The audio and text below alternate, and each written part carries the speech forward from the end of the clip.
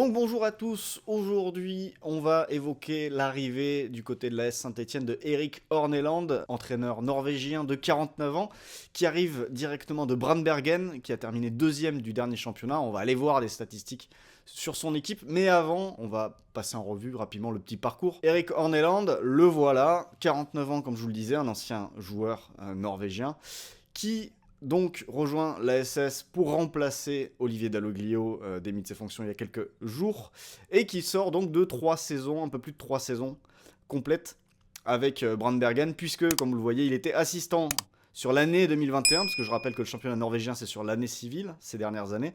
Donc sur l'année 2021 il est assistant, il prend l'équipe en cours de saison en juillet, entraîneur définitivement le 10 août 2021, et il va le rester jusqu'au 31 décembre, enfin même un peu avant 2024 aujourd'hui, avec 134 matchs joués et 2 points, plus de 2 points de moyenne par match, donc ça va être intéressant. On va revenir sur le parcours avec Brandbergen. Pendant la première année, il prend l'équipe en cours de saison, et en fait sa première saison va mal se passer, puisque il va être l'entraîneur à la base intérimaire qui prend la suite d'une équipe qui va tout simplement descendre en deuxième division. On est à la fin de l'année 2021 et Brandbergen tombe, vous le voyez ici, le 15 décembre 2021.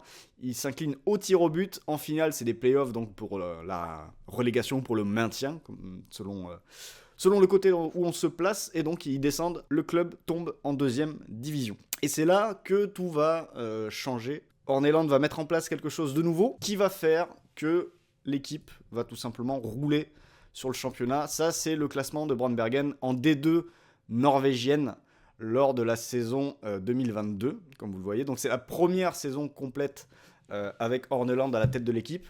Et vous voyez les résultats, 26 victoires en 30 matchs, 3 matchs nuls et une défaite, sachant que la défaite, elle a lieu, je crois, dans les derniers matchs de la saison. 95 buts marqués en 30 matchs, ça veut dire une moyenne supérieure à 3 buts par match, notons-le, et 16 buts encaissés en 30 matchs, ça veut dire quasiment un but encaissé seulement tous les 2 matchs. Donc il y a énorme attaque. Vous voyez, il suffit de voir où se situe la deuxième meilleure attaque, ils sont à une soixantaine de buts, donc ils ont marqué 30 buts de plus que le deuxième, et une différence de buts donc de plus 79. Bref, un massacre. Voilà. Ils ont complètement massacré le championnat. Et ensuite, le club va remonter, évidemment, en première division.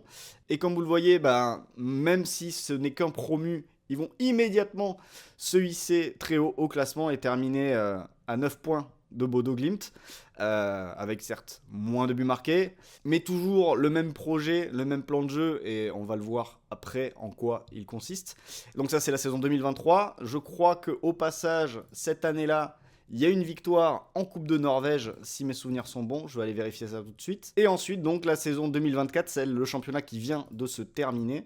Sur cette année 2024, on a encore un Brandbergen qui va terminer aussi en haut du classement, à seulement 3 points, comme vous le voyez, de Bodo Glimt, et des chiffres assez similaires à la saison précédente. Donc voilà comment Horneland a passé les 3 dernières saisons, avec une remontée en Ligue 2, enfin 2 deuxième division où ils ont roulé sur tout le monde, et un retour en première division réussi avec 2 deuxième places derrière Bodo Glimt, qui est quand même l'équipe un peu intouchable en Norvège ces derniers temps, même s'ils les ont un petit peu approchés, comme vous le voyez, il n'y a plus que 3 points d'écart entre les deux équipes.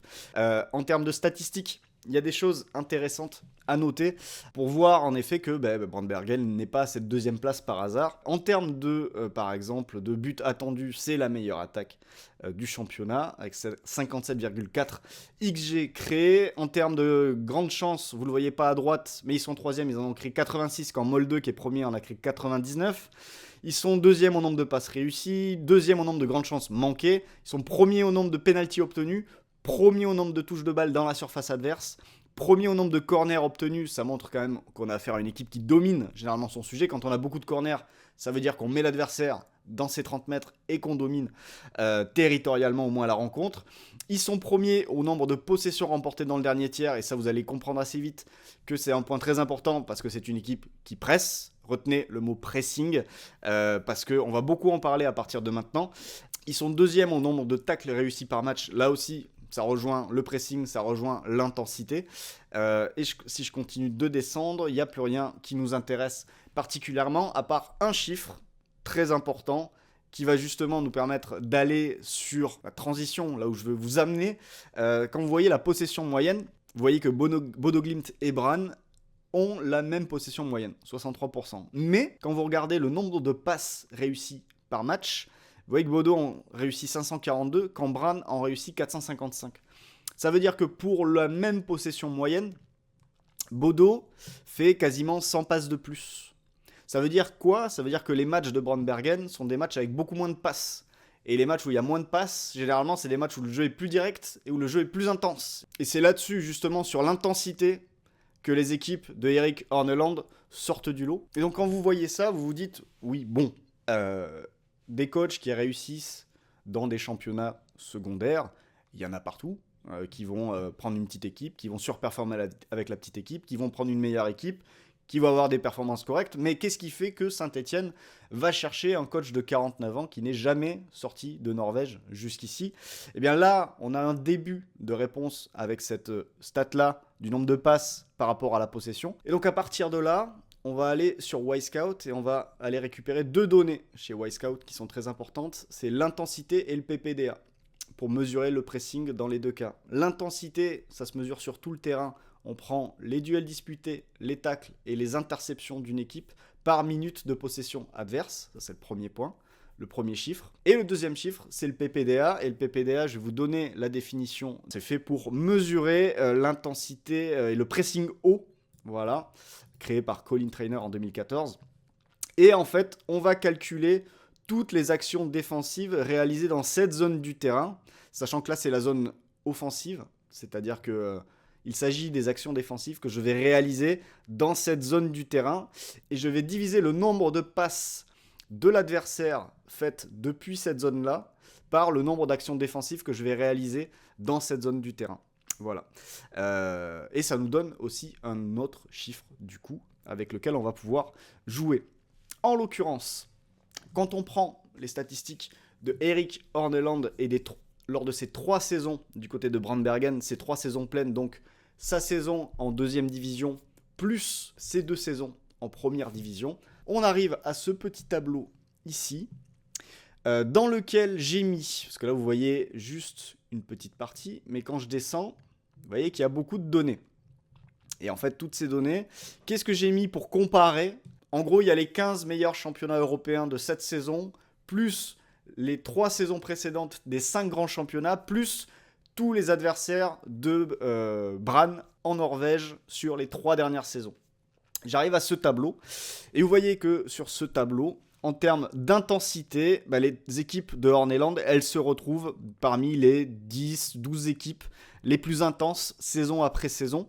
Et quand on prend le PPDA, on a un petit peu le même résultat, puisque vous voyez qu'il n'y a personne qui est plus intense que les équipes de Horneland, sauf une autre équipe, c'est l'AEK Athènes de Mathias Almeida. Et donc là, si on décale vers la droite, vous avez les 3 saisons en orange, ce sont les 3 saisons de Brandbergen. Et le bleu ciel, il s'agit des 3 saisons de l'AEK Athènes de Mathias Almeida, où voilà, en termes d'intensité et de pressing haut, on est sur une équipe.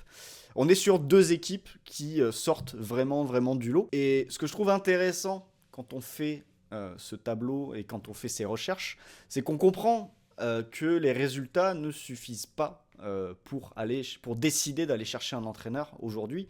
Et les entraîneurs qui sortent du lot quand on fait des recherches sur le plan statistique, c'est pas forcément les entraîneurs qui ont les meilleurs XG, c'est pas forcément les entraîneurs qui ont les meilleurs résultats. Ça peut aussi être les entraîneurs qui ont les approches les plus extrêmes, les approches qui sortent du lot. Quand on voit ces chiffres-là, il apparaît assez évident que Horneland a été repéré grâce aux data, à la fois grâce à ses résultats, mais il y a d'autres coachs qui ont performé et qui ont amené des équipes, des promus, peut-être au-dessus de ce qu'on pouvait attendre. Mais le fait que Saint-Etienne aille le chercher maintenant, je pense que c'est en grande partie dû à ces chiffres-là, qui illustrent à la fois beaucoup d'intensité sur le plan défensif et qui illustrent à la fois la présence et la mise en place d'un pressing très haut sur le terrain. Et il est intéressant de voir qu'il y a 2 coachs aujourd'hui qui sortaient du lot sur les dernières saisons dans ce domaine-là. C'était lui et c'était Mathias Almeida. D'ailleurs, pour l'anecdote, c'est quand même intéressant. Il y a quelques semaines ou quelques mois, il y avait une rumeur Mathias Almeida du côté de Marseille. Et c'est vrai que si c'était pour succéder à Igor Tudor, ça aurait pu faire sens d'aller chercher quelqu'un qui, avec son équipe en Grèce, a le pressing et a les chiffres les plus intenses, on va dire, d'Europe. Et maintenant, la question, ça va être de savoir si ce que fait Horneland, si ce qu'il a fait, ce qu'il a mis en place en Norvège, il va pouvoir le mettre en place ou pas du côté de Saint-Étienne. Quand on prend la déception de sa première saison avec la descente en deuxième division, et le fait qu'en deuxième division, c'est là qu'il a mis en place son approche, parce que si on remonte, ah oui, j'ai oublié de vous le montrer ça, mais si on remonte dans le temps, la saison 2021 de Bran, on est là en termes d'intensité, ce qui est pas mal, mais en termes de PPDR, on est sur un pressing quand même qui est beaucoup moins haut, beaucoup moins intense, donc d'ailleurs qui est proche de Saint-Étienne, mais bon, ça c'est plus du domaine de l'anecdote qu'autre chose. Et ça pourrait être intéressant aussi, alors je le souhaite pas pour les Stéphanois, si Saint-Étienne, comme lors de sa première saison avec Bran, lorsqu'il prend ses fonctions, Bran Bergen descend, peut-être que l'année prochaine, si Saint-Étienne devait descendre, ça peut être le bon coach aussi pour remettre en place quelque chose de très intense, de très extrême, et essayer de remonter directement en adoptant les mêmes principes. Donc si ça se trouve, il y a un coup à deux bandes, et peut-être que les dirigeants, même si je pense qu'ils n'aimeraient pas descendre, ils se disent, bon, on va essayer de se sauver avec lui, on va voir ce qu'il va réussir à mettre en place ou pas, on va voir ce qu'il va mettre en place, mais si ça se passe mal, quand on voit comment il a remonté l'équipe l'année d'après, et comment il a mis en place sa nouvelle approche, peut-être qu'on a déjà ça aussi dans un coin de la tête du côté de Saint-Étienne, même si évidemment on préférera être sauvé dès cette saison, ça sera toujours ça sera toujours du temps gagné. Donc voilà ce que je pouvais vous raconter sur Erik Horneland. On ira peut-être voir des images à l'occasion, mais je voulais juste faire un petit tour statistique, parce que je trouve que c'est intéressant de noter que quand on est coach aujourd'hui, on parle beaucoup des statistiques pour recruter les joueurs, mais là je pense qu'on a typiquement l'exemple d'un coach recruté grâce à la data, et ça c'est mon point de vue personnel, mais je pense que les coachs qui ont les approches les plus extrêmes et qui vont du coup sortir du lot dans certaines catégories statistiques plutôt qu'être des coachs moyens partout, je pense que ce sont ces coachs-là, puisque les statistiques véhiculent une certaine idée de jeu, je pense que ce sont ces coachs-là qui ont le plus de chances de trouver des jobs un petit peu qui tombent un peu de nulle part comme ça, de la part de certains nouveaux recruteurs qui utilisent beaucoup la data aussi pour recruter des entraîneurs et qui du coup vont tomber sur ces profils-là et vont essayer de les faire. Si ça se trouve, on ne sait pas, mais peut-être que du côté du comité directeur stéphanois, le premier choix c'était peut-être Mathias Almeida, et on s'est dit ah non, Almeida c'est trop cher, parce que je crois que c'est très cher.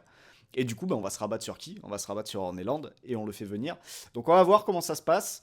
Presser très fort, presser très haut n'est pas vraiment une garantie de réussite en Ligue 1. Mais au moins, on sait qu'il va se passer quelque chose et qu'il y a quelque chose qui va se mettre en place. C'est quelque chose qui peut être assez extrême. Et il n'y a plus qu'à voir comment ça va se passer pour les Stéphanois, en espérant que ça se passe mieux que leur dernier match, puisque ça s'est très mal fini face à Marseille, avec la défaite 4-0 en Coupe de France. Rendez-vous donc en janvier pour voir la suite des aventures et le début de l'aventure d'Erik Horneland du côté de Saint-Étienne.